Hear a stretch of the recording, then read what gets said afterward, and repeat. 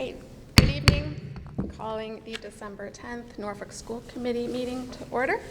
I will begin this meeting, as we always do, reading the mission statement. Norfolk Public Schools offers a safe, joyful, and challenging learning environment that meets the needs of our diverse students.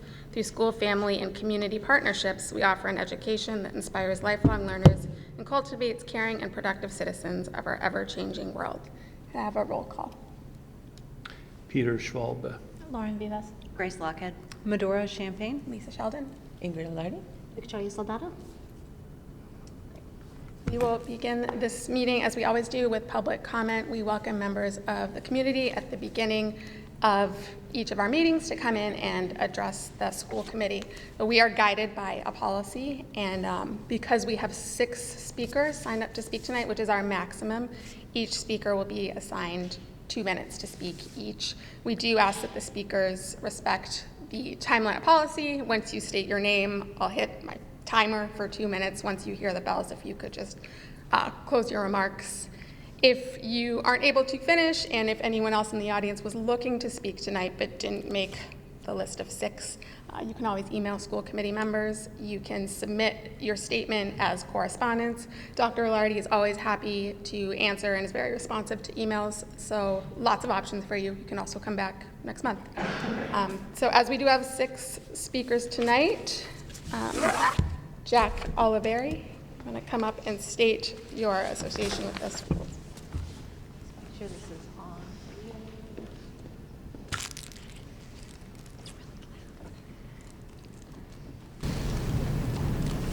Okay, can you hear me?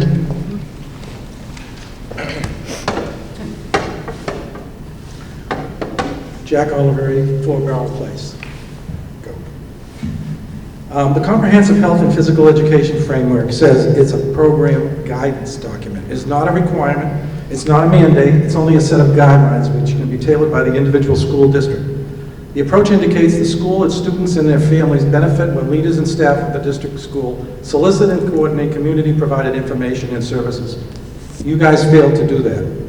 Section 32 of Title 12 says, to the extent practicable, program instruction materials shall be made reasonably accessible to parents, guardians, educators, school administrators, and others for inspection and review. You failed to do that. State law requires schools to notify parents and give them the right to exempt their child from lessons, courses, and other instructional programs that primarily involve human sexual education or human sexuality issues.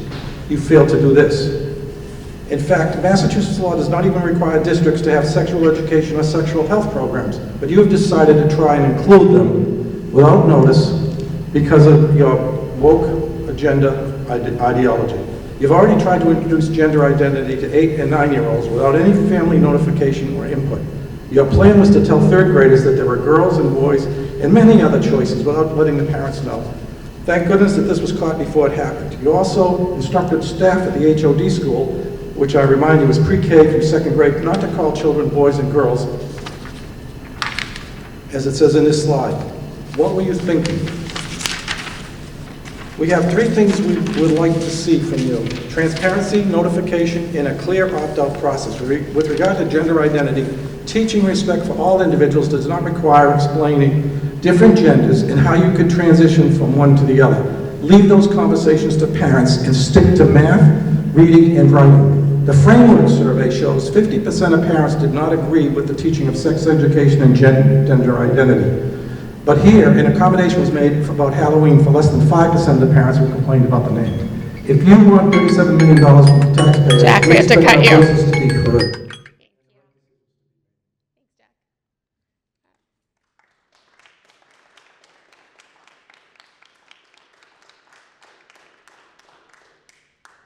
Next, we have Emily Bickerstaff.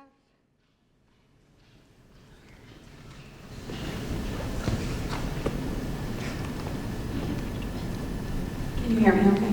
Mm-hmm. Okay. So I'm a local educator. I was born and raised in this town, and my husband and I are raising our 2 boys in this town. I want to start off by saying I am not a political person, but my hands feel forced as our little town encounters another item on the agenda of the radical left. I am disappointed and frustrated to hear rumblings of the gender identity lessons and materials trying to be infused within the curriculum. This is not a topic that everyone agrees on, and for the district to try and sneak in such material is dishonest and divisive. I don't believe in forcing my Christian views on anyone, and as a parent and a taxpayer, I don't want my children indoctrinated into such a radical ideology that goes against our family's values and beliefs. This district has a duty and a responsibility to be transparent with families, and as Jack said, you failed to do that. At the very least, parents should be notified, provided with lesson materials, and given the opportunity to opt their children out. Thank you.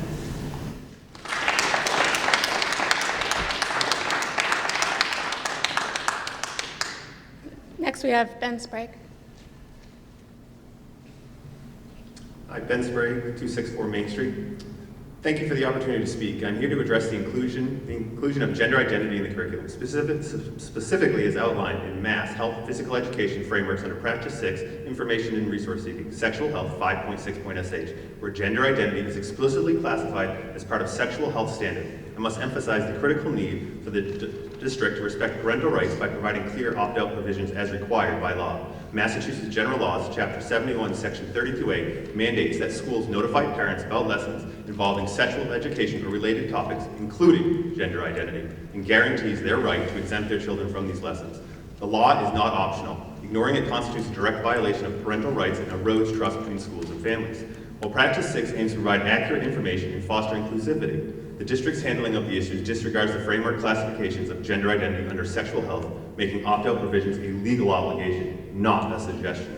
Any attempt to sidestep this responsibility signals to parents that their rights are secondary to the district's agendas. This is unacceptable. While supporting all students is essential, it must be done in full compliance with legal requirements and with respect for family values.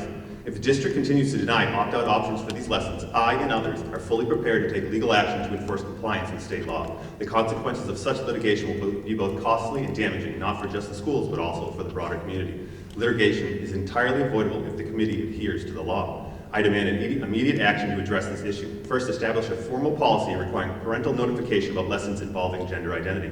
Second, honor all opt-out requests promptly without resistance or repercussions. Third, provide parents full access to review instructional materials related to these lessons.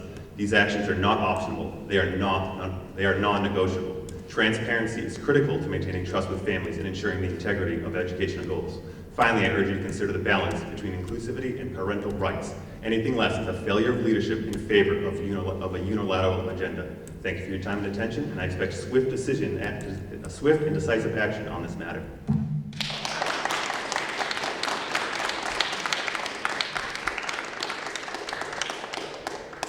Next, we have Kate Redden. Kate Redden, hard acts to follow. I'm working all day. I don't have all my notes together. But I did write a very lengthy letter on Monday and shared this with the committee, so I'm going to pull from there. I do agree with Norfolk Public Schools that students' social and emotional development is a critical component of their educational experience. Being kind and respectful as a person and a citizen is especially important. However, I cannot stress how strongly I disagree with the curriculum that you've managed to sneak through and put together, which weaves the topic of gender identity and woke activism throughout various models. It is irresponsible, and you weren't transparent, and you absolutely failed not only the parents, but you failed the students. The topic of gender identity is deeply personal and extremely complex. When and how children are introduced to this topic should be left with each individual family. It is very similar to religion. Additionally, the age at which such a complex and highly confusing subject is introduced and discussed should also be up to each individual family. Introducing it in 3rd grade at age 8 or even 5th grade is completely mind-boggling. These children haven't even been educated on the fact that they're going to need deodorant, and many still believe in Santa Claus, the Tooth Fairy, and the Leprechaun. And yet you want to tell them that they have even more choices beyond being a boy or a girl? How confusing is that? How overloading is that for an 8-year-old? It also goes against my religious beliefs. Separation of church and state is a fundamental concept in our U.S. constitutional law, which, by the way, 5th graders have not been taught yet, nor have 3rd graders. Under the U.S. Constitution, public schools must respect the individual religious beliefs of students. This goes against my religious beliefs as it is against my son's. So again, you have failed. The school curriculum should remain focused on academic development rather than engaging in ideological or social agendas. Again, our ELA scores are terrible. I attended Thank you. I have to cut you off. I'm sorry. So, refocus. Thank you for speaking.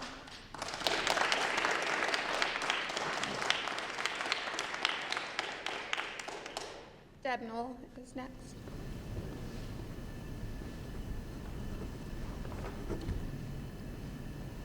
Hi. I'm here to say that I object to the adoption of the comprehensive health and physical framework for the Norfolk schools. The entire document is a pathway to implementing the ideology of diversity, equity, and inclusion throughout the entire school system. I believe this is misguided.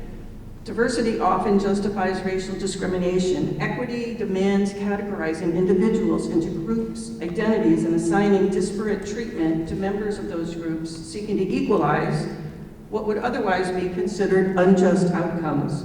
Certain groups get favored and others disfavored, and is justified under the ideology of equity.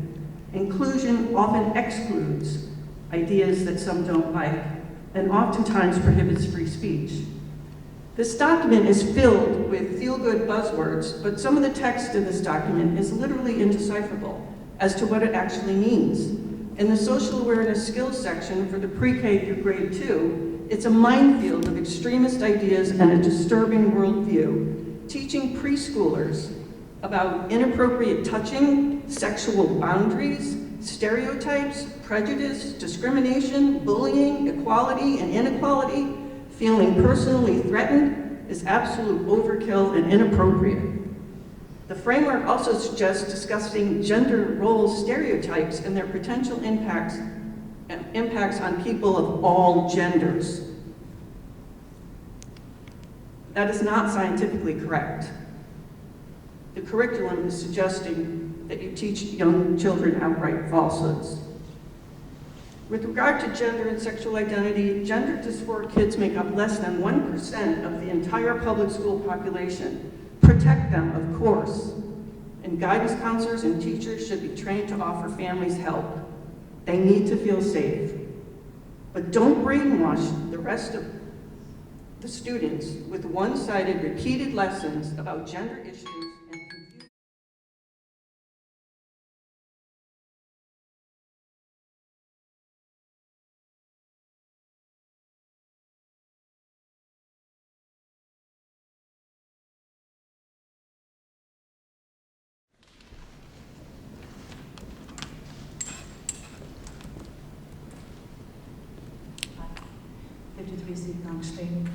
I'm a mother of 3. I'm an advanced practice registered nurse. I have not been keeping up with your meetings. This came to my attention through my daughter. My daughter started to tell me this is what's going on. I also don't agree with it. I used to work for the Home for Little Wanderers and took a family medical leave of absence because my father was failing in his health.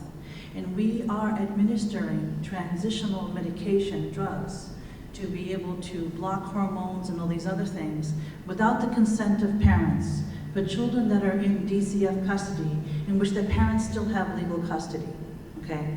I found that to be very questionable, and now, I don't even want to go back to that job because it puts my license at great risk.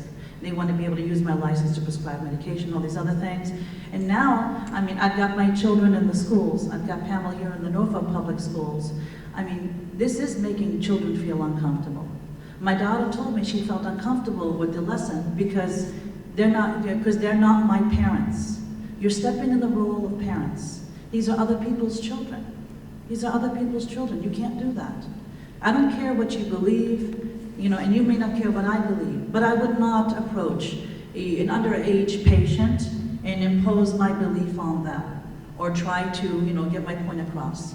What we're talking about here, which you appear to be very cohesive, okay, doesn't lead to any growth because you're congruent among each other. And if you don't take other people's opinion, there's not going to be any room for growth. There's not going to be any room for soul searching and finding the truth. And what you're now teaching our kids, 10 years from now, it's going to be deemed like a mistake. I don't know how many times people have, come up with these frameworks and later on found that it was wrong to do that. Or the child went and underwent, sex changes, or, all these theories that you have, you think are all right, could in 10 to 15 years from now be wrong. It's extremely controversial, experimental, and it again involves other, and I also want to opt out. And I would also join any class Thank action. you.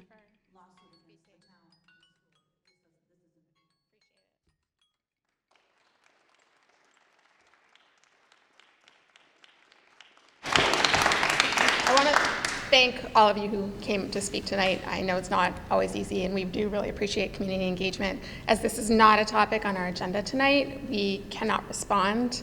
This will be on our January agenda. Can I just Yeah. say? So again, thank people in the audience for coming and sharing your perspective. At this time, as Lisa said, we can't respond to public comment consistent with open meeting requirements. Our district is in the process of reviewing our health curriculum. We are not implementing the new standards until we complete that review. We are partnering with Rentham, Plainville, and King Philip. There's a lot of work to be done. The standards are released in grade level bands, so standards are grade 3 to 6. We need to backwards design to decide what belongs in grade 6, what belongs in grade 5. We don't have a health teacher. We have to decide who's teaching which parts of the new frameworks. But we are committed. We hear your concerns. We're committed to this being a very public and transparent process. I will be updating the committee in January, so you're welcome to come to that meeting. But in the interim, we are not rolling out the new health standards until we go through that process. All the curriculum and materials will be brought to school committee for review and approval, and our intent is to have everything published online so parents can see any of the materials at any point. We hear your questions about opt-out. That is something that we have to get guidance from the Department of Education on, but we're not at that point yet because I don't anticipate we'll be ready to make a recommendation for the health program till probably April or May, although I will update the committee in January, so people are welcome to join at that time. Thank you. So that is the end of public comment, and we will move on to the correspondence section of the agenda, which we have none. Moving on to the school committee chair report, we do have some gifts to approve. One is from the Special Olympics of Massachusetts for $500. I'll just pause. We can pause while people are reading.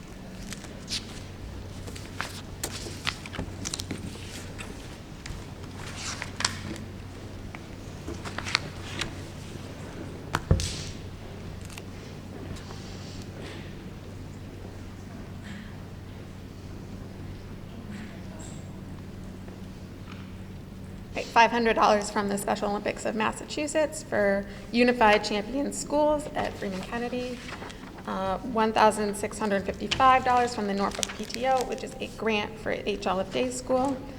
$450 for curriculum enhancement at H. Olive Day, and also from the PTO, and $1,192.18 for a poster maker copier at the Freeman Kennedy School.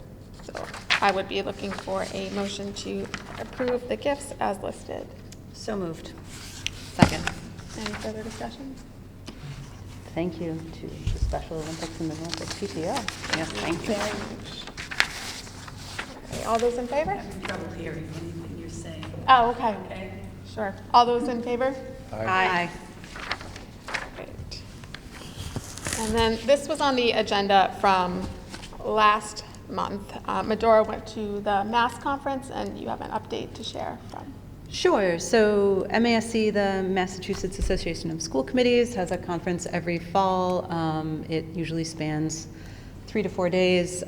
There are workshops, and then there is also a delegate voting session on the Friday of the conference that typically, that I was the voting delegate from our school committee for. The agenda items for the voting conference typically reflect MASC's legislative and policy initiatives for the coming year. So with respect to the workshops they were offering, there was a lot of great great opportunities to kind of learn and connect with other school committees and school committee members and superintendents from across the Commonwealth. So this is also small plug for other folks from the committee to possibly look into attending next year's conference. I've had the pleasure of going on a number of occasions. So some of those included a review of the Student Opportunity Act, best practices in equity, audits, operational overrides, support system in the schools, school and municipal collaboration, trends in collective bargaining, changes to the Title IX programming, advanced learners and twice exceptionality, that's a mouthful, education in turbulent social and political climates, SEL for school committee members to create functioning boards, and raising awareness around gun safety and firearm storage in communities. With respect to, I'm going to run through these auctioneer style, but just to advise the committee as to what was voted on during the delegate conference. There were resolutions regarding alternatives to the MCAS as the high-stakes testing standard in the state, an increase in the compulsory attendance age from 16 to 18, the importance of secure firearm storage in communities to reduce childhood and school-involved shooting incidents, legislation allowing for the installation of live digital feed cameras on school bus arms, because I know that there has been a recent uptick nationally and locally as well of people disregarding traffic laws around passing or yielding to school buses, resulting in injuries. Let's see.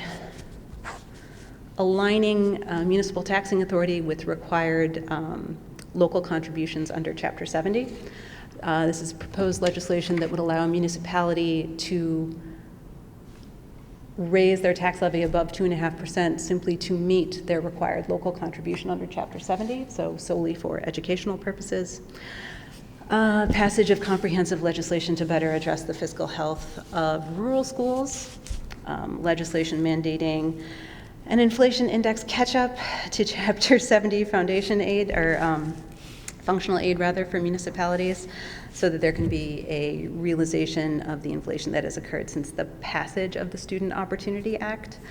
Equitable funding for non-regional school districts with high transportation costs. That's actually a really interesting suggestion that MASC is promoting, which would allow for the establishment of a, they called it an extraordinary routes relief fund that would allow certain school districts who have long distances to travel but aren't traveling within a regional school district to petition a trust fund overseen by the state and representatives from different school committees and communities to offset and defray some of the transportation costs, which we all know can be high even in a district with a small geographical footprint like ours.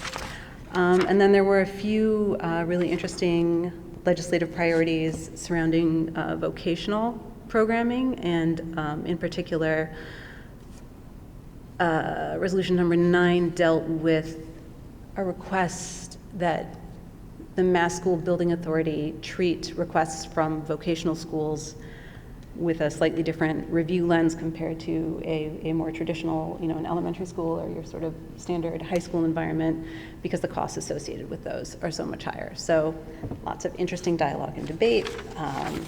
Very interesting voting session. Again, a plug for all of our wonderful committee members to consider attending next year. It's usually at an awkward time in the middle of the week, but it's worth it.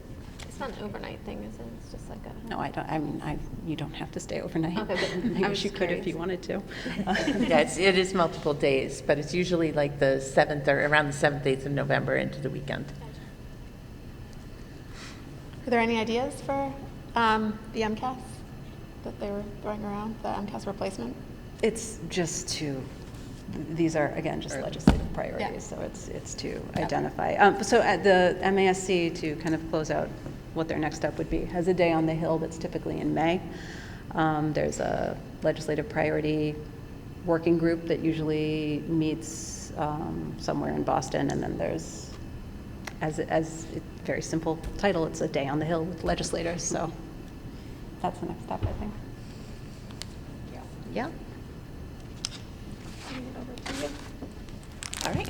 Our agenda tonight is to focus on looking at the results from the most recent administration of MCAS. So I'm going to turn it over to Vicki Saldana, who will walk through the MCAS presentation and talk about our results and next steps. So Vicki, I'll turn it to you. Thank you very much, and thank you for staying so we can share kind of our MCAS results, as Dr. Lardy mentioned.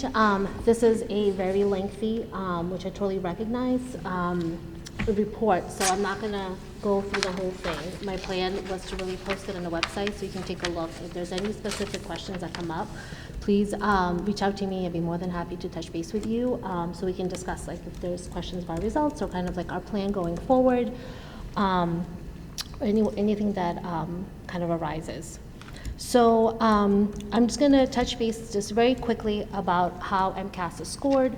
I'm going to dive a little bit into the ELA scores and math scores and our science and technology, and kind of spend a little bit more time talking about our next steps and kind of like our ongoing efforts in terms of curriculum. So, as I say every year, that it really is just one measure of our achievement.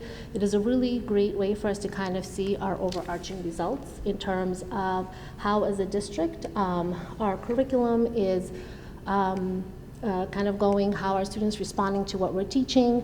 But we do have a lot of measures that we use on a more frequent matter, so that we're really able to see like how our students are responding for our lessons, for our monthly assessments, our benchmarks. So in combination with everything is really how we make decisions around curriculum adoptions, any type of supports that students need. So we use this as a component of a bigger picture. So as we kind of look at results, just kind of might help kind of keep that in mind. So this is the scoring range, as everybody knows. Our target is to always get our students in the meeting expectations or exceeding expectations area. So that's always our goal for all our learners. One thing I just want to note that usually the state releases some of the questions, so when we can take a deeper dive and kind of see how the questions were posed. It gives us an opportunity to kind of make sure that we can adjust our curriculum if we need to, in terms to be able to respond to like questions that students will be able to see. This year, the state has decided not to release any of the questions, so we really couldn't do that dive. But they did say, as I took this directly from their website, that they're similar to how the questions were posed last year. So we'll just kind of go with that. And also just a quick note that you will see a multi-year comparison of our MCAS scores, but it's really a little bit hard to compare the scores because we've had some interrupted schooling, and then there were some changes made to the test. So the scores aren't really comparable, but it's always good for us to kind of see which way we're trending. So we add this to our yearly benchmark, benchmark and Baseline and benchmark report. Thank you. Online. But I just wanted to kind of pull this information just to kind of show how Norfolk is comparing to our lake towns. This is an alphabetical order, just to keep in mind, so we're not in the middle. It's just like where we kind of, in terms of how you're looking at the data. But if you can take a look at Plainville and Rentham, you can kind of see where we are in terms of scoring for English language arts. And this takes into consideration all grades, 3, 4, 5, and 6. So it's like a cumulative score. And for ELA, we're at, our average for all students is 55%. And for math, again, taking into consideration all the grade levels, our average is 67%. And the average is for students who are in that meeting or exceeding category. Sorry, you said 50. Oh, Jack, we can't ask questions during the. 55% for ELA. 55% for ELA and 67% for math is where we are for this school year, for 2024. That's and let's clarify, so what that 55% represents is that 55% of our students are in the meeting and exceeding category. It's not an average score on the test. 55% are falling in those two categories. Right, but this is averaging grades 3, 4, 5, and 6 together. So this is just a graphic which kind of shows, again, as we mentioned, that taking into all the grade levels, this is where our students are in the 55% of meeting and exceeding. The average scale score is where that chart that I showed you right here is where we fall. So our average scale score is in the 500s, which is in the meeting expectations. And you kind of can see like the growth, the trend from 2019 to 2024, and how we fall into different categories. And the linear kind of shows the solid line is how Norfolk is trending over the last couple of years, compared to the dotted line, which is where the state is. So Norfolk is trending well above the state. For math, we are in that cumulatively, the scores are 67% of our students are in the meeting and exceeding expectations. We're in, our average scale score is in the 500s, which is in meeting expectations category. And again, you can kind of see how math has trended with the solid line compared to the state. So we are in an upswing in terms of our math scores. One of the things that we wanted to kind of pull, and one of the other data components that we look at, is a cohort comparison. So this is how students over the last 4 years have done in the same cohort. So our 6th grade students that just left our district, you can kind of see their path, how they've scored in MCAS over the last 4 years. So this is like the same group of students. So we're kind of tracking. What it kind of helps us to see in terms of, as you can see, the ELA has dipped as they kind of reached upper grades, and then our math has actually gone up significantly, especially when they ended 6th grade. So that gives us an opportunity to do a little bit of a deeper dive into exactly how our scope and sequence aligns vertically, you know, and able to make adjustments as needed. So looking at the ELA questions, again, just really quickly, the students are asked 3 different types of questions. A selective response is when they read a passage and they have to select the right answer. They have a constructive response, which is basically they have to pull information from a reading and kind of generalize it. So like, what do you think, having read the story, it might end that the character was left off like in the woods. What do you think would be a reasonable next lineage, like where the story would go? So students are kind of asked to predict and to summarize and to generalize. And then the last one is to write an essay. So they read a passage. It could be a poem, a story, an article, depending on the grade level, and then they're asked to write an essay about something that has to do with what they've read. One thing that I kind of mentioned last year, there was some changes to the way the ELA was scored and the way the questions are posed, which also one of the factors that I think contributed to our dip in ELA scores. So one of the rubric has changed. So one of the things that they really have started emphasizing is idea development and conventions. So like the language category. And then they are scoring out of 4, the idea development is scored out of 4 points, and all the conventions are scored out of 3 points. And this is what the rubrics looked last year. Like I said, we don't have this year's, but they said that's very similar. So when the essays are scored by a panel, so when they look at it, this is what the rubric that they use in order to score students' responses.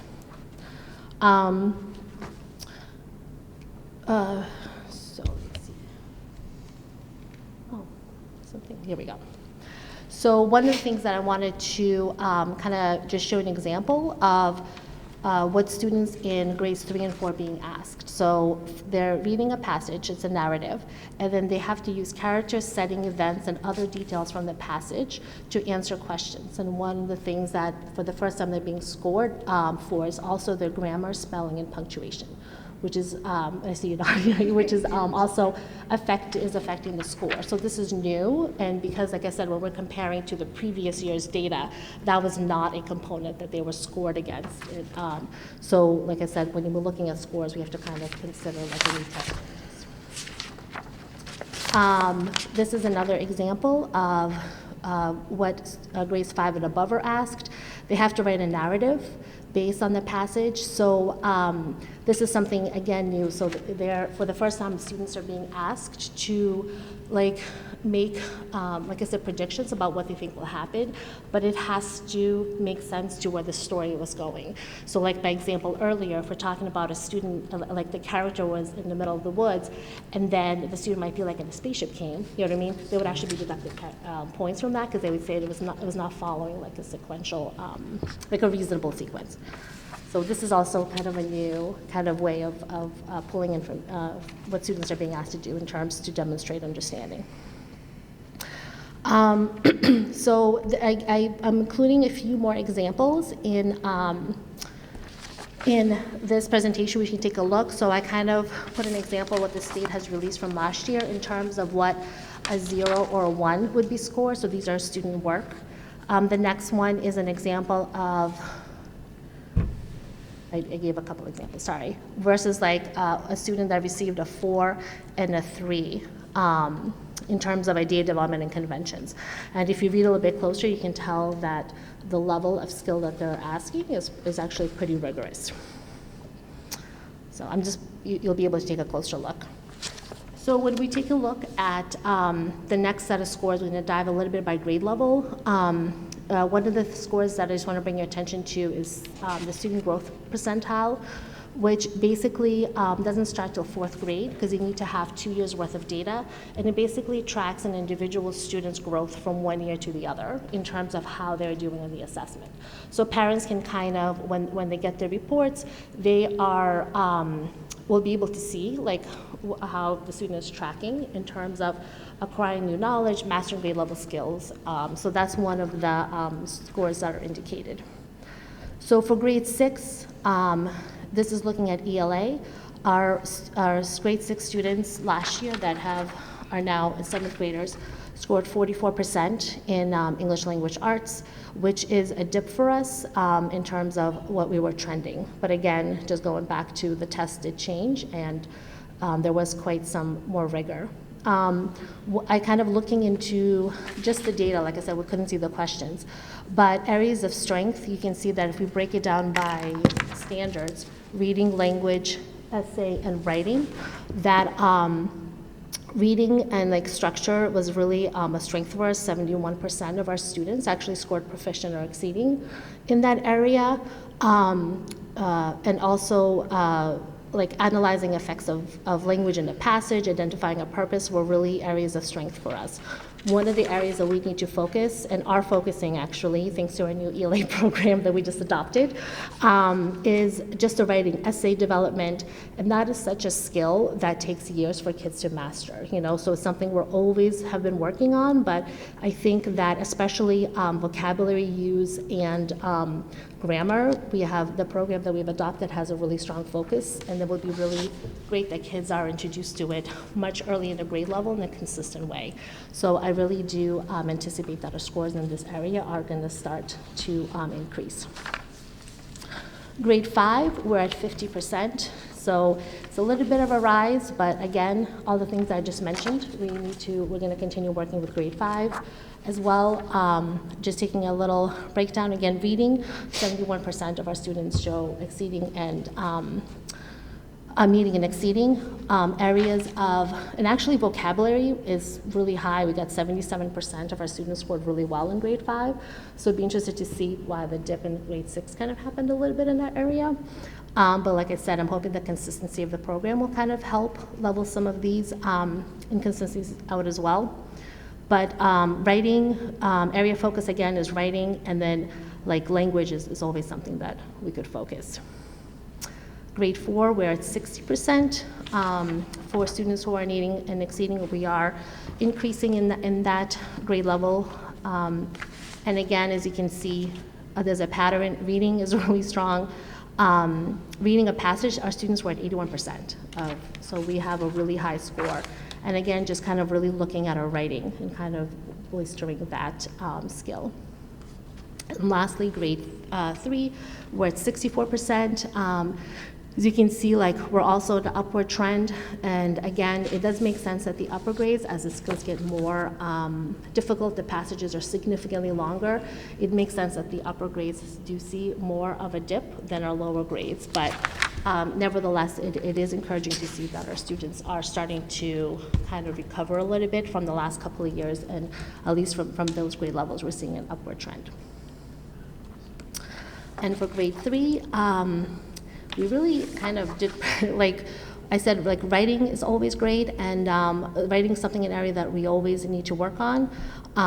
That is really like the big focus, I think, across all our grade levels, even the non-MCAS grades. We started kindergarten where they start drawing pictures of you know, and like the really being able to even see themselves as writers, you know what I mean, and how would you express an idea. And I know we have some teachers that are in their audience who know very well that like what the process looks like. So really kind of focusing K1, 2. So when students reach the other grade levels, they're able to generalize and demonstrate their knowledge.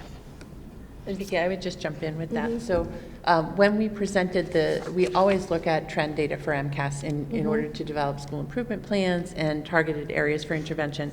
When we went through and Vicki led the ELA program review, we have seen consistent strengths in our district in the areas of reading, critical thinking, vocabulary, interpreting author's intent.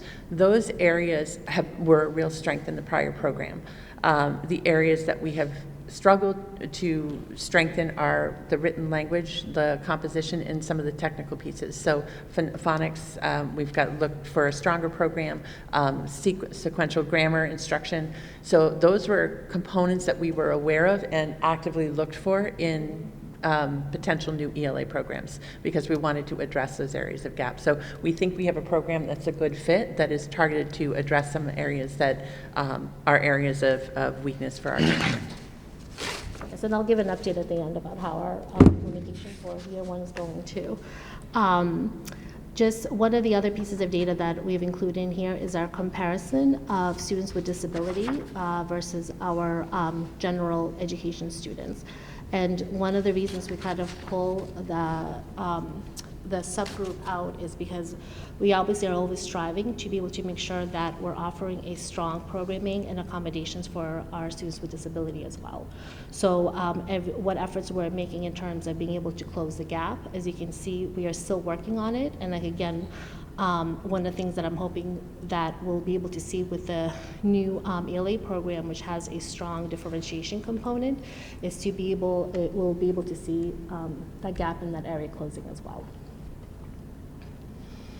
So just really, I'll go through the math data as well. And one of the things I do want to mention is that we're conducting a math review this year. So we're looking also at new programming, because we're kind of due to kind of just see how our current math program is responding to our student needs. So there are 3 types of math questions the students see. There's short answers, selective response is basically it's like a multiple choice, and then constructive response is basically they have to indicate an equation or solve a word problem.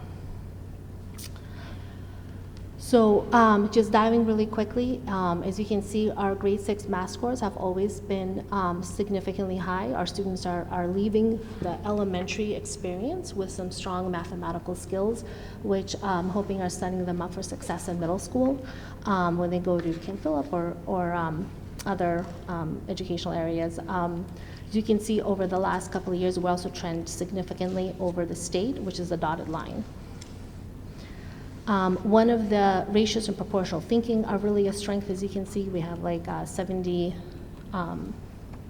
should wear my glasses, 78%, I believe, of our students are in the meeting or exceeding, which is significantly high. That's also a new skill that they're introduced in grade 6, so it's really great that students are really finding success with that standard. Algebraic expressions, and one of the areas that we do need to focus is statistics and probability and geometry, which, as you can see, there'll be a little bit of a trend in geometry in the other grade levels too. And one of the things I'm going to talk about is I'm thinking that it might be a scope and sequence challenge for us, be able to get to all the standards, because MCAS is tested before the end of the school year. So sometimes like our scope and sequence doesn't always give us enough time to fully introduce or give kids time to master the skill. So in grade 5, our students are showing at 56% in terms of mastery and the exceeding and meeting expectations. As you can tell, we took a little dip last year, but we are starting to trend up. Numbers in operations in base 10, that's your place value questions, like hundreds, thousands. So being able to understand our number system is something that's a very important skill for students to master, and that's something that they're showing great understanding because it'll really help them with when they hit algebra and pre-calc going forward in their education. Fractions is an area that is, it's a huge shift in students' thinking, and it is an area that we still need to focus, and give students a lot of practice with. And this is grade 5 is really what it's the first time they're asked to do some complex mathematics with using that skill. Grade 4, we're at 66% of students are meeting and exceeding, and again, we're starting to see a little bit of a trend up, which is positive. Again, place value, and we put great emphasis in that because we know how important it is for kids to be able to understand that. And one of the things, like I said, measurement and data, which is like the geometry skills, that might be, like I said, I'm curious, we need to take a look to see if it's a scope and sequence maybe of an issue, and we just need to maybe take those standards and disaggregate a bit better throughout our school year. And then fractions, again, building that number sense, and fractions is only introduced in grade 3 where kids are taught how to partition, you know what I mean? And then they go from that and they're asked in 4th grade to add fractions. So they go from like a very visual, you know what I mean, to all of a sudden being asked to do some operations. And then in grade 5, they're asked to solve problems, multiply, you know what I mean? So there's like big leaps that happen in those grade levels. And grade 3, our students are at 70% too, so it's really credit to our kindergarten, 1st and 2nd grade too, because all of those skills kind of are, math is very sequential, so it's really great to see that the kids are retaining skills taught in our lower elementary. And again, grade 3 is really great on operations algebraic thinking, which is like our word problems, understanding the properties of multiplication, which are newly introduced in grade 3, but measurement and data is something like elapsed time we have to kind of take a look at. Because it is a little bit lower. And this is our scores for mathematics for students with disabilities. The very last 2 bars are our 2024 scores. So as you can see across the board, we do have a little bit of students that were in the needs improvement have stayed steady. And then we're hoping to get more students in the green, which we're starting to see that trend up to be able to, in the meeting and exceeding category. And very lastly, this is our science. Science is only tested in grade 5 at elementary. So you have to do a culminating, they're asking questions, every science skill that they've been taught since kindergarten is being tested in 1 grade level in 5th grade. So one of the things that we, as you can see, we're trending a little bit down, and one of the areas that we needed to take a look at that I think our students are not showing a lot of strength is technology and engineering. Our life science and physical science is something that we're actually showing pretty decent mastery of, but I'm going to explain a little bit later, but we did identify that technology and engineering is a skill that is challenging to teach, and we were looking for some resources that will help us. And through some grant writing, and this year through the generosity of the PTO, we're able to find some fantastic engineering units from the Museum of Science, which we started implementing this year. So there's exciting things happening in STEM.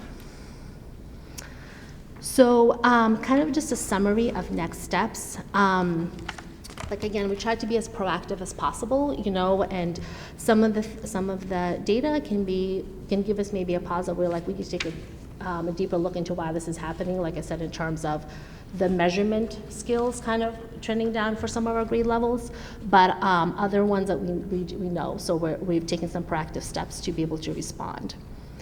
So I'll take a deep breath and I'll just go with the last part. So again, ELA, I can't be more prouder of our staff. We adopted a program that really offered a lot significant changes in how we're teaching reading and writing. And the teachers have done a really tremendous lift this year, learning a brand new platform. The way that instruction is delivered has changed a lot. And being able to kind of understand how the different components are taught. There is a great emphasis on the science of reading we've offered a lot of professional development over the last 2 years for our staff. And there's also a nice emphasis around vocabulary, grammar, like they're very explicit instruction opportunities. And the nice thing about it is a really great vertical alignment that starts in kindergarten and kind of goes up. So for example, like one of the things that we were surprised to find, pleasantly surprised I think, is that in kindergarten, students are introduced to even the existence of nouns. So they don't have to master, and like you think like a kindergartner, but they would be like, a noun is a name. You know what I mean? Can you find a name in this sentence? So like they don't have to be able to know, like it's not attested, but by the time they reach 4th grade, if like these type of concepts are introduced throughout, they're gonna have so much exposure and opportunity to have that. So like our language structures are gonna be something that will not be such a heavy lift as they were. We're also kind of taking a look into the program offers a lot of resources. The stories that are there, I've heard consistent reports that they're so rich and very diverse and very engaging that both the students and the teachers really love the stories. And I think it's kind of offering a great opportunity for students to be excited about what they're learning, And this year, like I said, there's a lot to unpack.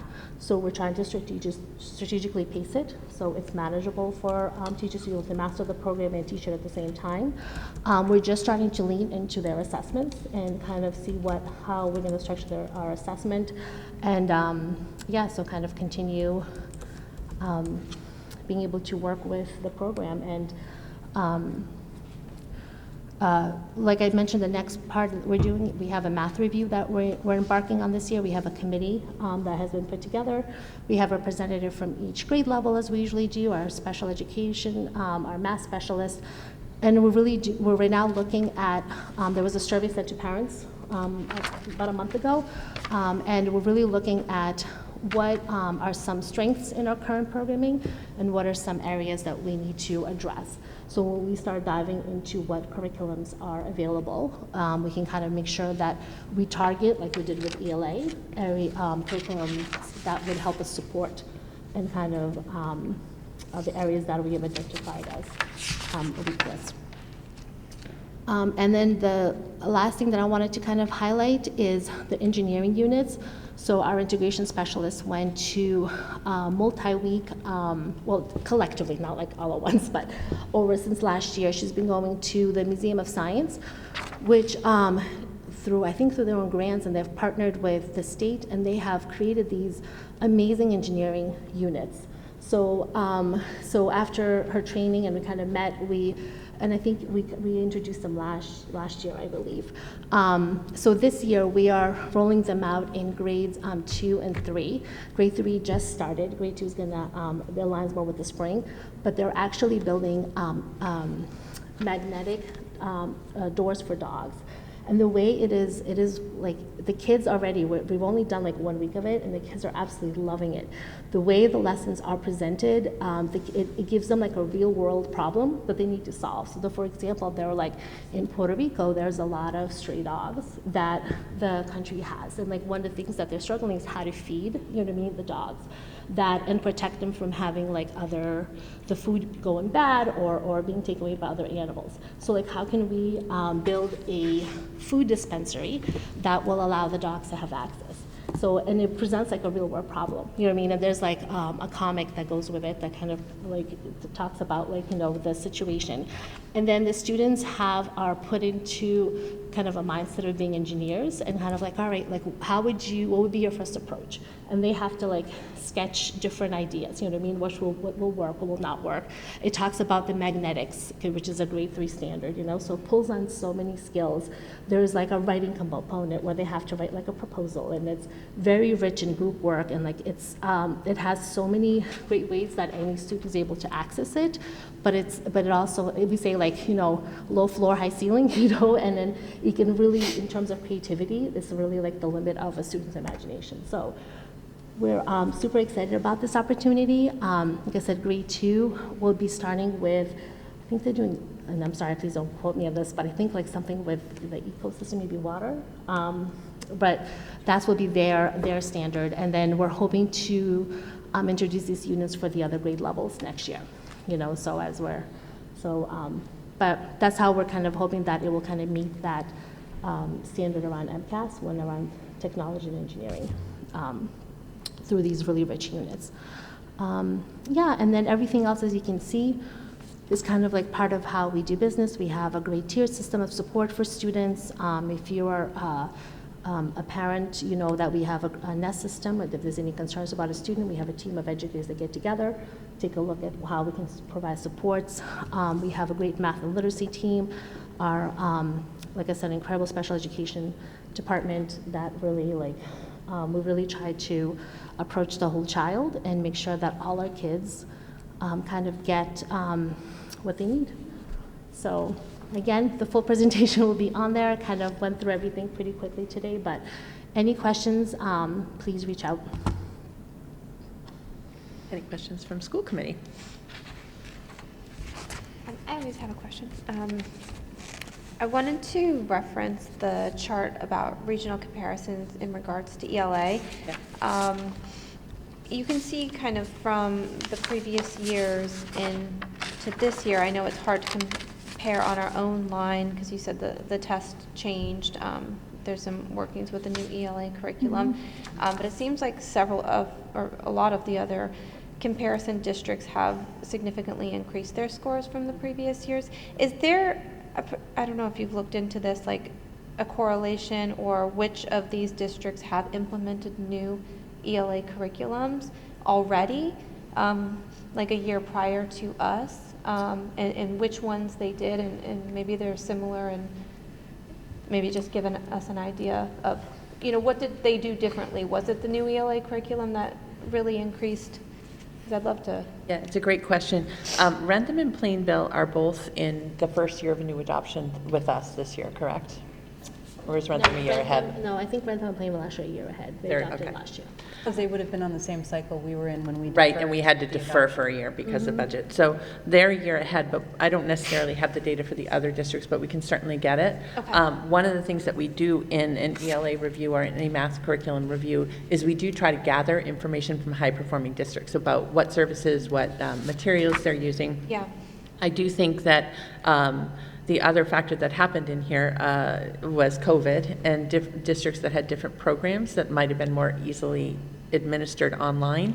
That could have had an impact on student achievement as well during those. Yeah, because I'm looking at Topsfield for math in 2021, which was Yeah. 34%, and this year they're 77%. So Yeah. I'm curious what they did. Yeah. Yeah, maybe. And I'm sure as part of the math review, you'll be reaching out. We used to look at districts that had the highest growth score, so that made the greatest change. Yeah, But we also do look at high-performing districts. We also, I think another thing to look at is what districts have available for specialized support. So reading specialists, math specialists. In the budget process over the last few years, we have had difficulty holding on to some of those critical positions that provide additional support and coaching for teachers with a new implementation, as well as direct service to students. So I think those are all good data points to look at.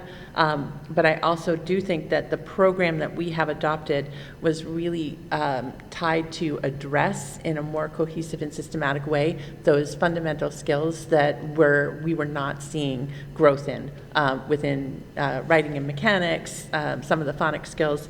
We're strong in the higher level thinking. So we do think that this is going to address some of those gaps and help us accelerate achievement. It's good I mean, that was my point of concern too, especially when you look at Plainville and Rentham, and it's, you know, we are not trending with them really, but actually the fact that they adopted the curriculum a year before is a really good data And point. they adopted math a couple of years ago. Okay, so that's helpful and makes me feel a little bit better. Yeah, so you see pretty significant gains in the past year in those two districts. Yeah, Is in that those what two you're referring districts. to? Yeah, exactly, and Yeah. we stay flat, so, Yeah. you know, it helps paint the picture a little bit. I think more just echoes kind of what's being discussed, but it's a fair point to make when looking at these comparison districts. These are the same districts we compare ourselves to with respect to class sizes. Our class sizes are always the biggest. I can't imagine that catching up from the deficit of COVID learning loss is easier because of that. I think if you look at the math scores, where you see, what is that, a 9-point gain between 2021 and 2022, it's because we did have a math specialist on staff. And that position was subsequently no longer available to us when COVID funding was no longer available to us. And I think that it's, you know, I mean, it's a meaningful point to make that we have had another year of MCAS scores for ELA that correlate to the use of a program that we have been wanting to replace for several years, but have been unable to replace because of budget. And that is not, I know everyone on this committee would have, well, most of us probably, some of us weren't here, but wanted to move forward with an ELA revamp in a timely fashion so that we could best address the learning needs of the students that we have within the district. And we were unable to do that because of financial concerns. It's just a point to bear in mind when we are all sitting in this room, hopefully all of us, together again in March, Budget. looking at the budget and considering what our class sizes are going to be next year and considering the positions that we will be able to add to try and supplement the addition of the new ELA curriculum and ideally the addition of the new math curriculum so that we can try to recoup our position as a high-performing district. So, just a thought. I think a core is very important to have a strong core. You know, they would say you can't intervene yourself out of a say tier one, like the core problem. You know, like you need to have a strong core, but it's also really important to have appropriate support staff. You know, to be able to address all the needs and stuff. It does make me nervous that it's kind of jarring to see that we're at the bottom of our peer group now. And these other districts have seen this nice jump, and we haven't. I did also see there was an increase in ELA of special needs students not meeting expectations, which is also concerning. And my question is just something that you mentioned before that I'm piggybacking off of, is that you said this takes years to build, and we're building, and with 55% of students meeting or exceeding expectations, how do we catch the others up? Because there seems like they need to learn the new material, but there's also some things they have not mastered. So is that bringing in more specialists? Is that more time on learning for ELA? I don't know. What is it? Yeah, no, I mean, it is a complicated question, and we actually dedicate a significant amount to ELA. We have 120 minutes for ELA, and then we have 60 minutes for math in grades K1 and K through 3, and 75 minutes, which is more than a lot of districts and offer. And I know we extended our school day by 10 minutes too, which all those things kind of helped a little. Yeah, so it does, to your point, of course, it does take time, you know what I mean, for a program, but you do see some more immediate effects, you know what I mean, because most districts that adopted the program that we're using last year are already seeing positive results this year, you know, so it's just, and I said some of the, it's really, when you take a deep dive, there's so many factors that play into why a student is successful or not, you know, but one of the things is that vertical alignment is really important, because then you ensure that all students have a equitable experience regardless of who they have as educators, you know what I mean, for teachers, and so I think that is going to help a little bit level everything out too, you know what I mean, because we do have such a strong program that everybody's kind of,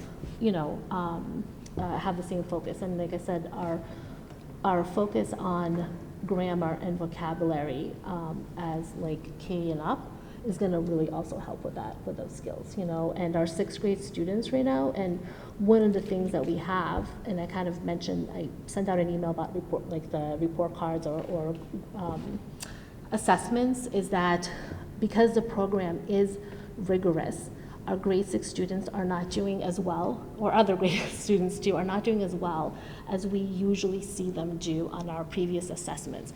But that's because the rigor of the program is a little bit higher, which is not a negative thing, you know what I mean? So we can really kind of see how the students are responding to those unit assessments, and we can really kind of push their skill, you know what I mean, to be able to make sure that, we really are meeting the full intent of like what the standards are and what they need. That's like a trend in grade 6 across schools, that the scores tend to The drop. scores, I mean, we're just starting, because like I said, we couldn't implement everything. We needed time for teachers and students to get to know the program. But we're gonna start assessing certain modules, just trying it out this year. But the trends from the other districts that even did it, like the first year, the scores were not as high, because the platform, the way we're administering the tests is a little bit different than we've done before. So there's like a testing adjustment, and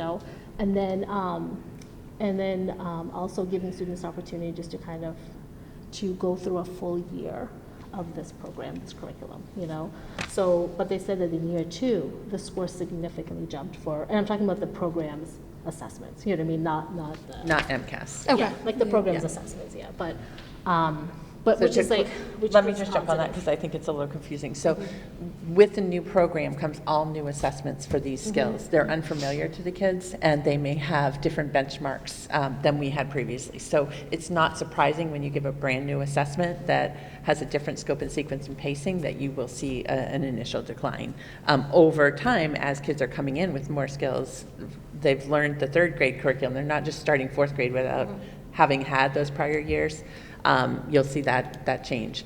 But over the course of the year, we expect to see gains and impact on MCAS results. I think one of the things that Vicki talked about briefly at the end that I'd come back to is we do recognize anytime you have a new curriculum, students starting in 4th grade don't have the benefit of having followed that same program all across the years.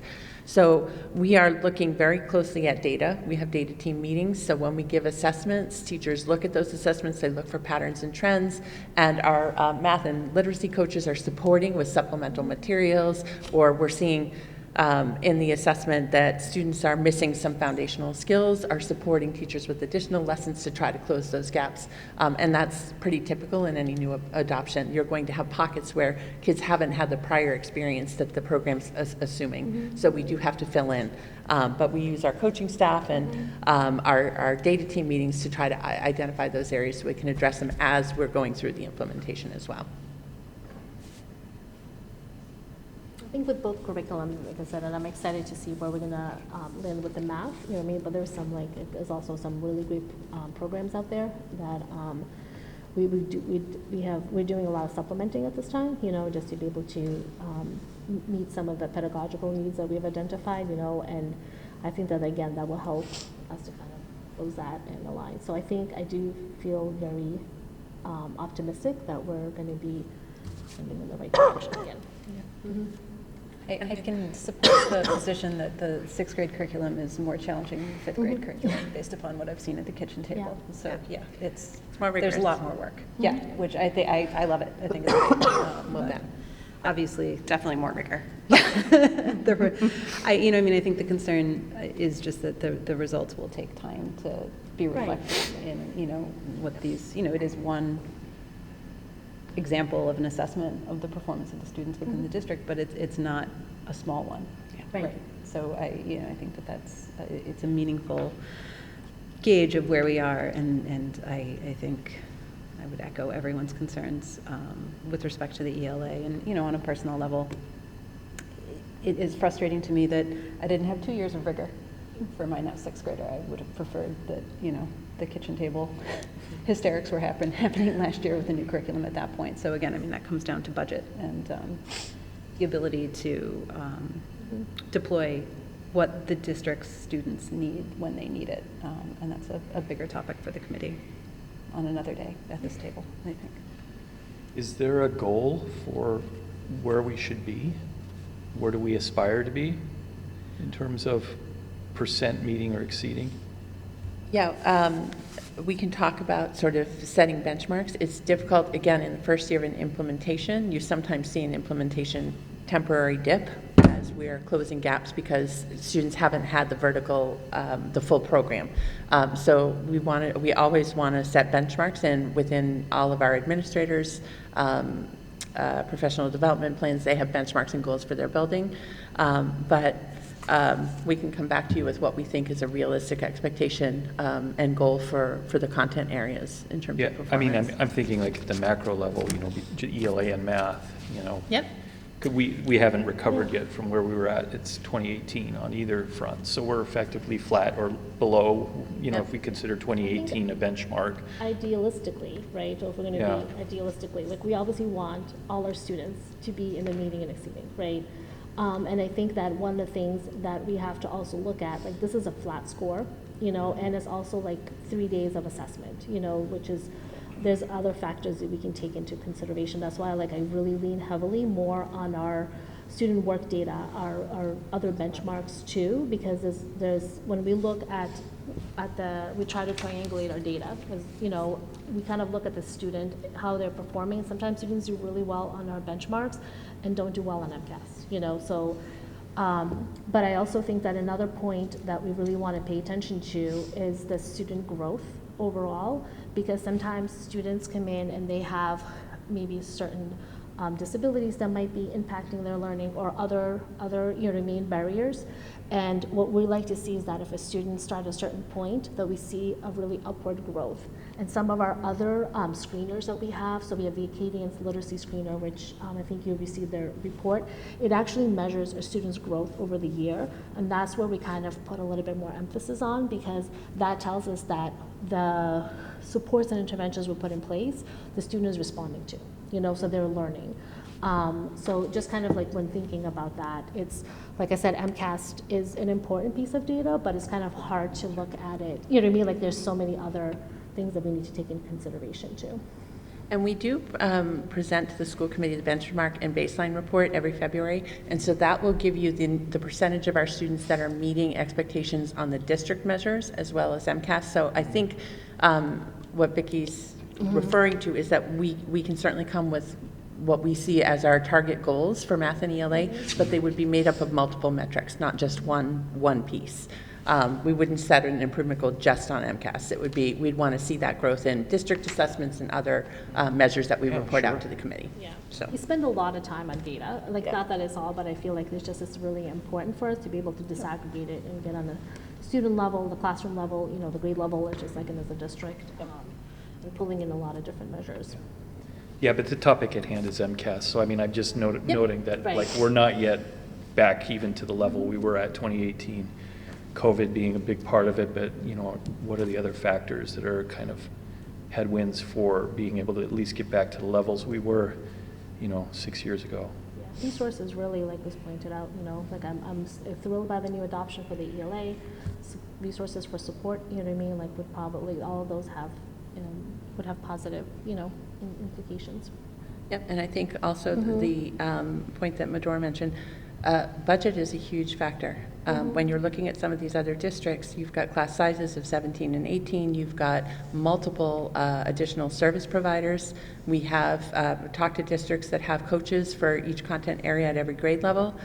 We have 2 people sharing 4 grade levels. Our class sizes are higher. If you look at per pupil spending, we're at the bottom of all of our comparison districts, other than Berkeley. So there are economic factors and resource factors that drive that change too. But having a high quality, rigorous core curriculum is really important. So we are working closely with the resources at hand. I think we can certainly come back with some recommended targets of where we like to see, but resources is definitely a factor that's contributed to all of the data as well. Yeah, and I think that kind of personalization of this would be great, because the state, we're doing well above the state, but the state's not, it's horrible numbers for the state. So I just don't want to say we're doing great because we're so far above the state. Yeah, Like, so I think I two like the things with the personalized state. approach for our Yeah. district and our expectations for, Yep. for this school district. Great Yeah. point.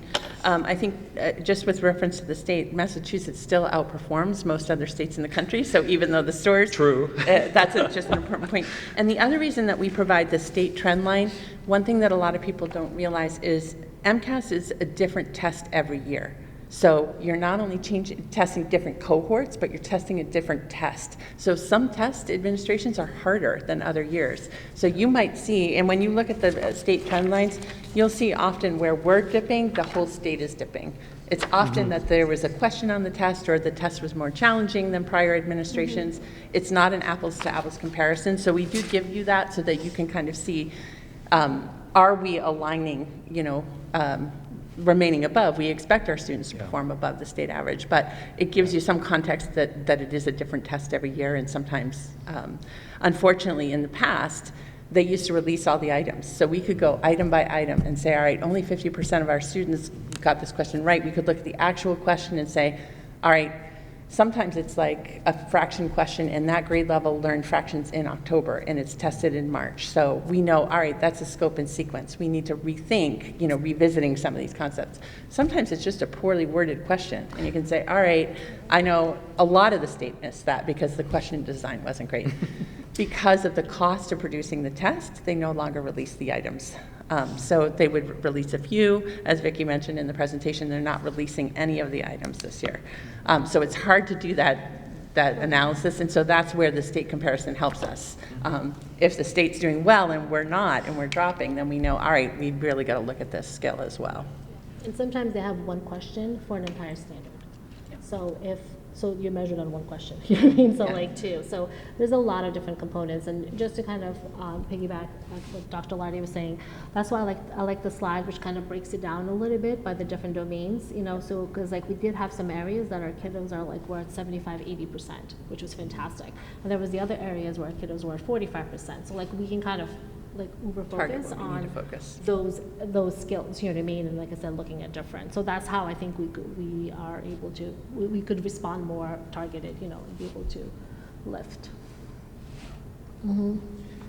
I also just wondered about, and I mean, I think it probably all goes back to what you said about budget, is also just that, there's probably a very big swath of students who are meeting expectations, but they have latent ability to accelerate or to, exceed or outperform.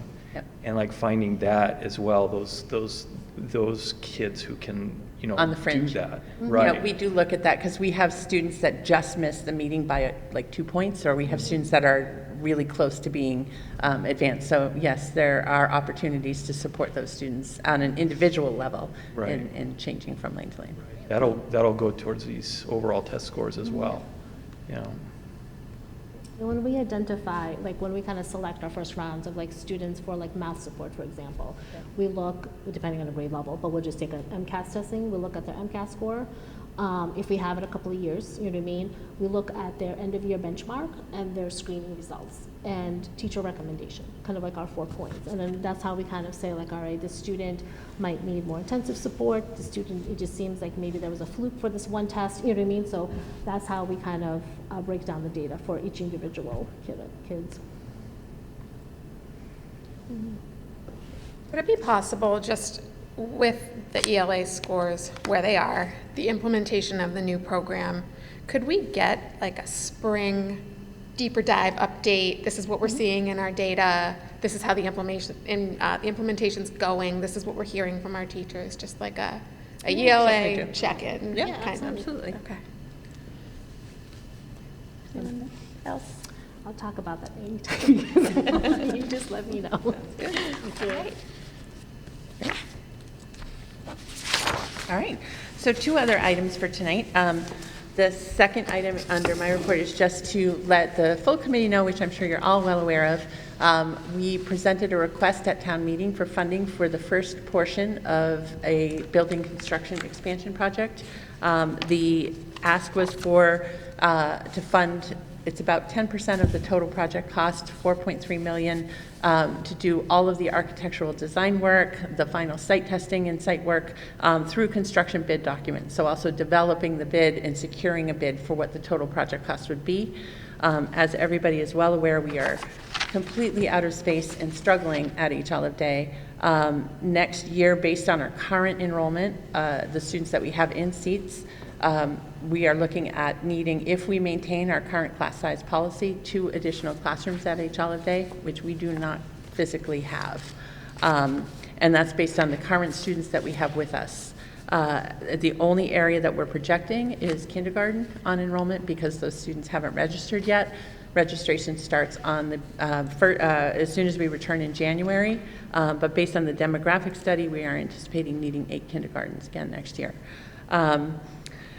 So we are out of space. The town voted to move that forward to a special election, and we just received notification that the select board called the election for February 1st. So it will be a special town election on February 1st to vote on the building expansion project. Depending on how that ballot item goes at the town level, if it passes there, then we would move forward with the next phase of the building and the schematic design. We would then have to go, once that's done, that's probably a year to 18 months, that work would need to go back to the town for funding for the full project. Again, we have a website that has all the information on the building project if anybody wants project history. We've been working on this plan since 2017 through multiple feasibility studies, demographic studies. So all of that information, every meeting that we've discussed on this is available online. So hopefully people have what they need, and if anybody has questions, happy to answer them. But that's where we are right now for special town election February 1st. There will be early voting too. Yes, early voting and voting by mail. Any other questions on that, or? No? All right, the next, just an update on the Bay State shelter. So currently, we have 16 students enrolled in Norfolk from the Bay State shelter. We have 8 students at the H. Olive Day and 8 at the Freeman Kennedy. As we talked about multiple times at earlier meetings, with state funding, we have added 2 full-time teachers and 2 paraprofessional staff members. The teacher salary came from an upfront grant that the Department of Ed has just recently approved, and then the paras we will be funding with reimbursement on the per pupil daily rate. So we have 8 students at each with 2 positions supporting those students. The other thing that we've been working really hard on is our concerns about space at H. Olive Day. We have 1 transition classroom, which is a very small, it used to be the guidance counselor's office and conference room, that is where we provide instruction for those students. We don't have capacity there to take on any more children. We're not sure what the winter will bring, if we'll have any increased enrollment during the winter months, but we've been really pushing the state to secure funding to renovate a space at the Freeman Kennedy. It used to be, it's around the next set of doors by the gym entrance. There was an old cable studio. It's a small classroom space that NCTV used to use prior to having, I think, their studio on Main Street.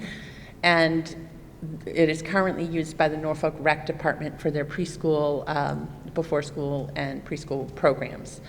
That space we are looking to renovate to move our special education offices, which are currently housed at H. Olive Day. When you first walk into the H. Olive Day building, on the left-hand side, there's an office suite of 3 offices, and we would like to relocate those to this renovated space. That will give us a second classroom that it's not really a classroom, but it'll give us an office suite we could consider using as a classroom if we have to add a second L program, or additional space for dividing that group or accommodating additional students. That will also help us next year. It doesn't give us another classroom, but it gives us some flexibility and a little bit of extra space that we maybe could relocate some offices to try to improve instructional environments. So we've been pushing hard on that, and we were able to get the funding approved. The grant was approved this week. We have also been working to secure a contractor, a general contractor and an electric contractor for the renovations. We have been able to do that with the support of the Department of Ed. Anne-Marie Stronach has been very helpful in developing the bid specs, helping us get those documents out, helping to show the space and bring contractors in. And construction now is scheduled to start December 16th, so a week from Monday.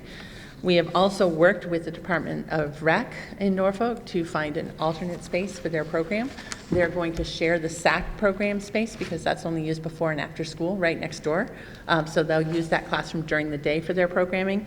We also put into the state grant storage. So we have a storage pod that was just delivered. It's a 20-foot storage unit. The state is funding the first 6 months of that while the shelter's open so that the rec department can take the equipment that they had stored in their space and have a temporary location for that. They are in the process of moving equipment now so that the renovation work can start December 16th. It is expected to be complete when we return in January, and we have also contracted with movers who will move the special education office on January 8th. That will then free up some additional space at H. Olive Day. The cost of the storage, the contracting work, the moving company, painting stipends, all of that is covered in the state grant, and those funds have been appropriated. So the only other thing I would say with the Bay State Shelter, we did receive notice at our last meeting that the shelter, the overflow shelter that's in Cambridge is closing. So they are closing that shelter. At this time, there's only 12 families remaining at that site, and none of them have school-aged children. So those families will be located to another shelter. Some may come to Bay State, but at this time, because it's been closing, there's only 12 families and no new students from that shelter. Happy to answer any questions people have.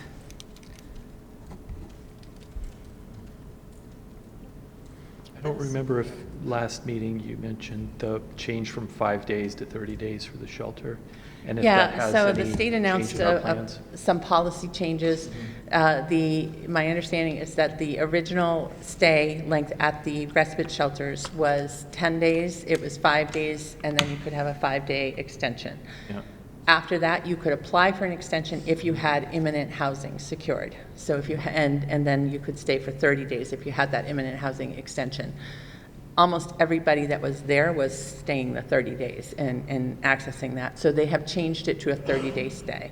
We don't expect that to have much of an impact because our families were already staying that long. One of the things that we have asked about, we're not sure what the winter will bring, whether that will bring more families coming in. At the same time, the only way that you can stay past that 30-day timeline is if you have access. The extensions are based on families having secured alternate housing, imminent housing. The housing market is really slowing down, so we could see the trend go the other direction, that fewer families are able to secure housing to stay beyond the 30 days because they wouldn't be eligible if they don't have imminent housing. So we're not really sure what that's going to look like over the winter, but we're watching it, and we are, again, preparing to try to create some extra space if we need it. Is there any other questions? All right, that's it for me tonight. All right. Moving on to the committee and liaison reports. Does policy have anything to report? We'll be meeting after this, so Okay. a report next month. Budget.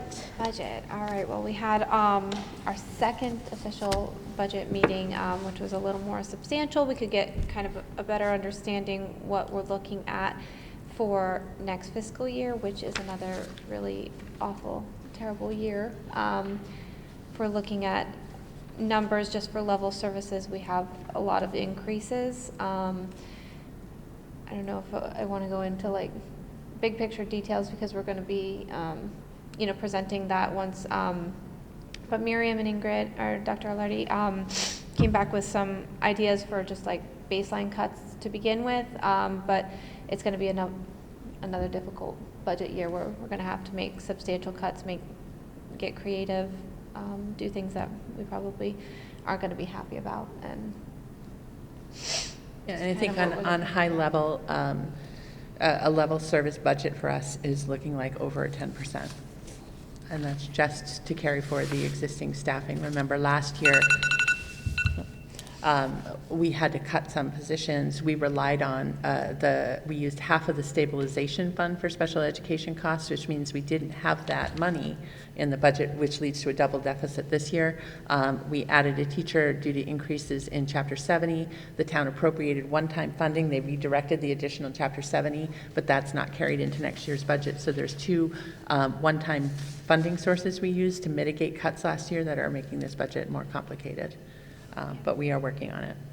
If we look at kind of like a target percentage for increase for next year, which might be appropriate, we haven't come to any sort of agreement, but 3%, 4%, 5%, we're still looking at close to $1 million in cuts. So. Stay tuned. We'll have more for you next time. All right, and call your local legislators about improving the funding for Chapter local 70. schools. Chapter 70 should be It's for their tongue. very challenging because unlike other communities, there's not commercial revenue in Norfolk. So it's hard for the town. I know there's a Southwood property project that may bring some additional revenue, but we rely primarily on taxes, and we don't receive very many federal or state grants, even though we apply. We don't receive competitive grants because they're prioritized to districts that have high numbers of low-income students or districts that are underperforming. And so we're not eligible for a lot of those supplementary sources.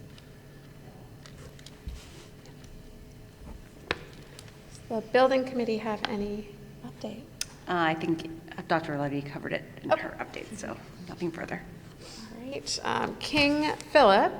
So they made it to the Super Bowl at Gillette Stadium. Unfortunately did not win, but the football team had an amazing season and a season to be proud of for sure. Their drama club put on Matilda, which I think a lot of people in town went to see, which was fantastic. So all things are going well at KP. There was one piece of sad news I just wanted to recognize because a lot of people in our community knew him as well. KPS senior Devontae Johnson did pass away of leukemia a couple of weeks ago. So we took a moment of silence for him and reiterated that our prayers and condolences are with his family. He sounded like a great kid, and he will be sorely missed. Any liaison updates, CPAC? Nothing that wasn't mentioned last meeting, so all good. PTO, I have them in my papers somewhere, or in my email. Sorry.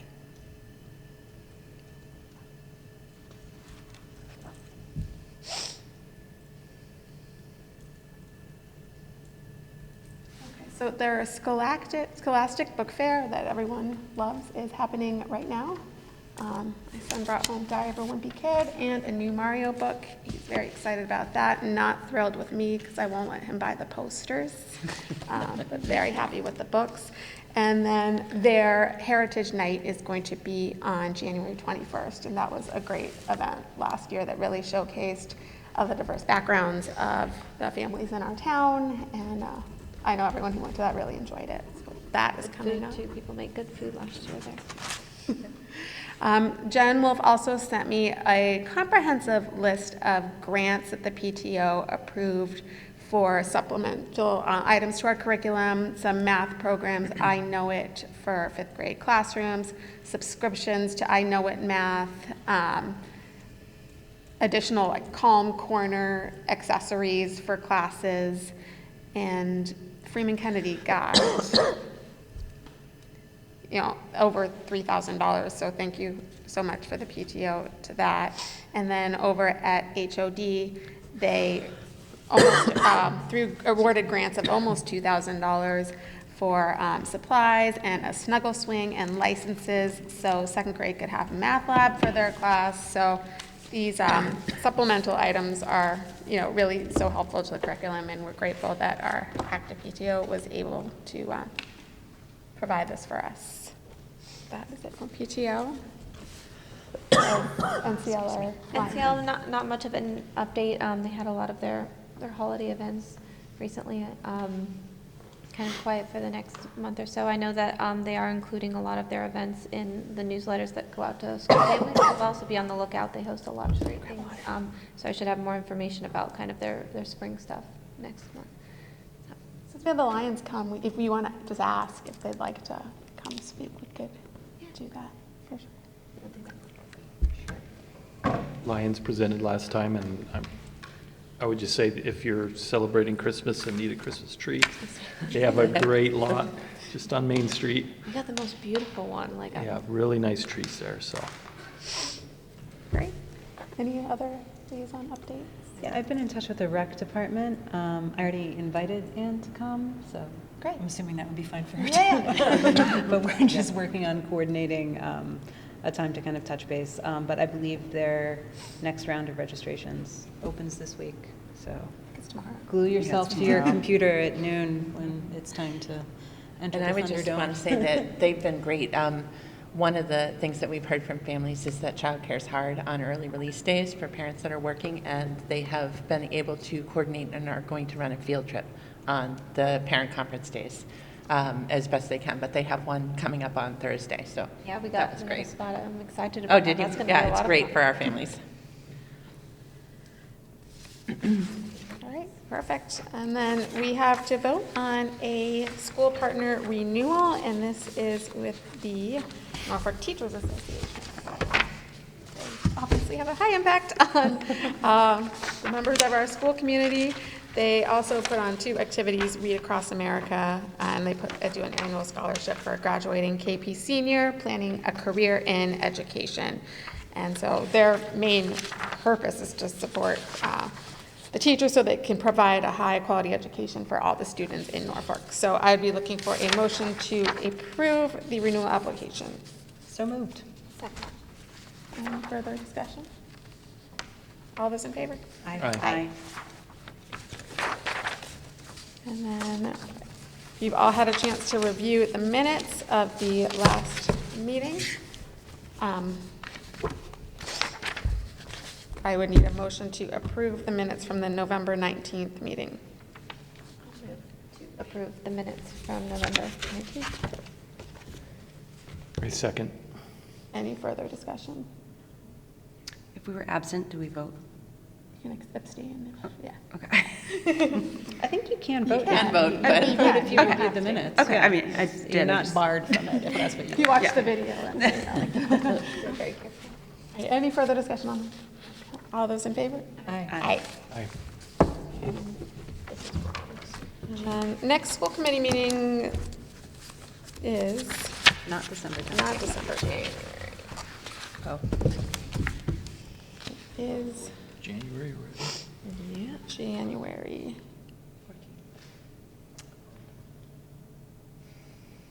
Uh, 14th. January 14th. I was wondering if anyone had any flexibility that week to do it Monday or Wednesday. If not, it's fine, I can make it work, but I thought I would just ask. I would very much prefer to have it on either Monday or Wednesday. So, I don't Is there race that something- week. I have a parent leaders meeting on the Monday, the Okay. 13th. When Could is do Wednesday. MLK It's Day? the 20th. Oh, it's the 20th, okay. So it would The 15th? January 15th Sure. work for people? yeah, better. Thank you. We're trying skiing at Ski Ward. So. Hopefully it snows again. Yeah, right. Okay, so the next school committee meeting, January 15th, a Wednesday. All right, now I just need a motion to adjourn. So moved. Second. Any further discussion? All those in favor? Aye. Aye. We are adjourned.